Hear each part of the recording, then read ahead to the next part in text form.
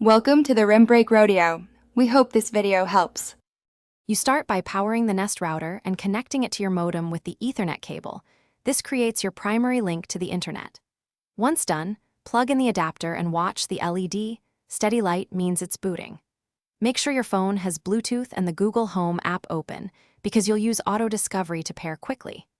If the app asks for permissions, grant location and Bluetooth so the phone can find the device and begin configuration. You now tell Google Home to set up the Nest. Tap Add, choose New Device, then select your home.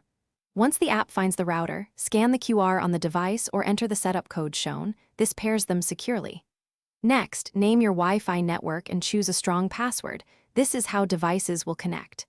If you have additional points, plug them in and place them in target areas. The app will adopt each unit and download firmware automatically. Make sure updates finish. You finish by running the built-in network test in Google Home to confirm internet speed and coverage. This verifies DNS and latency too.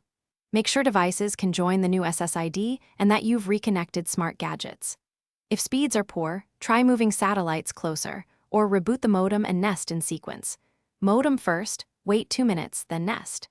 If setup stalls repeatedly, hold the reset button for 10 seconds to factory reset and retry. Thanks for watching. Consider subscribing if we helped you.